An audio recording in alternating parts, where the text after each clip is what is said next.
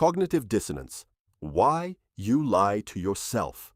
You know smoking is bad for you. You do it anyway. You know the relationship isn't working. You stay. You know you should be saving money. You spend. And then, without fully deciding to, you construct a reason why it's fine, why it's different in your case, why the rules don't quite apply here. That's not weakness. That's cognitive dissonance. And your brain does it automatically, without asking your permission. Cognitive dissonance is one of the most powerful forces in human psychology. It shapes your decisions, your beliefs, your relationships, and most of the time, you don't even notice it happening. Here's how it works. Your brain has a deep need for internal consistency. It wants your beliefs, your actions, and your self-image to align. When they don't, when you do something that contradicts what you believe about yourself, the brain experiences that gap as psychological discomfort, real discomfort, and it will do almost anything to resolve it. The problem is, the most common solution isn't to change the behavior, it's to change the belief. It's easier to tell yourself the cigarette isn't that bad than to stop smoking. Easier to convince yourself the relationship has potential than to face what leaving would mean. Easier to justify the purchase than to sit with the feeling that you're not in control of your finances. The behavior stays. The belief bends to accommodate it. And the self-image remains intact at the cost of accuracy. There are 3 ways cognitive dissonance shows up most consistently in everyday life. 1. Justifying bad decisions after the fact. You make a choice. It turns out to be the wrong one. Instead of acknowledging that, your brain immediately begins constructing reasons why it was actually fine. This is called post-decision rationalization. It's why people defend terrible purchases, bad relationships, and poor career moves long after the evidence is clear. Admitting the decision was wrong means admitting you were wrong. And that threatens the self-image, so the brain protects it at the expense of truth. 2.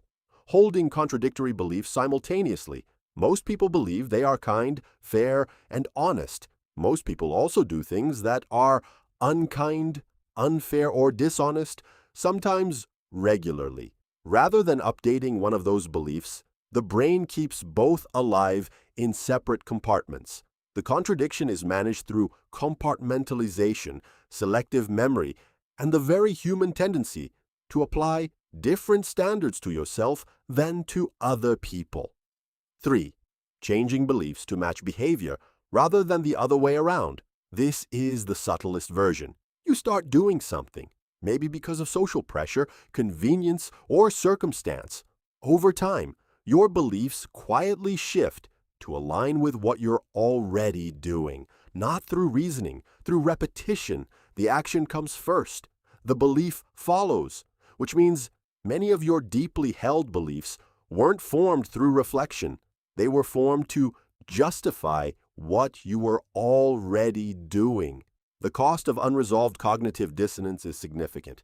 It keeps you trapped in situations that aren't working because acknowledging them would force you to acknowledge that you chose them.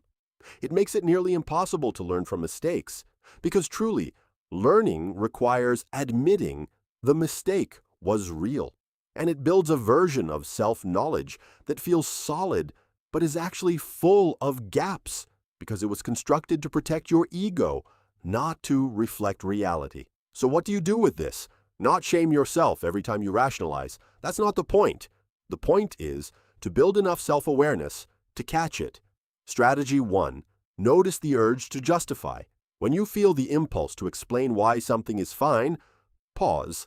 Ask, am I reasoning toward truth or away from discomfort? Those 2 things feel identical from the inside. The difference is whether you'd reach the same conclusion if the decision hadn't already been made. Strategy 2. Separate the decision from your identity. You can make a bad decision without being a bad person. You can be wrong without being fundamentally flawed. The more you can separate your choices from your self-worth, the less your brain needs to defend them. Strategy 3. Get comfortable with contradiction. You are capable of being kind and selfish, generous and resentful, principled and hypocritical, all of it. Accepting that complexity is not an attack on your character. It's just honesty. And honesty is the only foundation for actually changing. Strategy 4. Ask what you would advise a friend. Cognitive dissonance weakens when you step outside your own perspective. If a friend described your situation to you, what would you tell them? That distance often reveals what the self-justification is hiding. Your brain lies to you to keep you comfortable. That's not a malfunction. It's a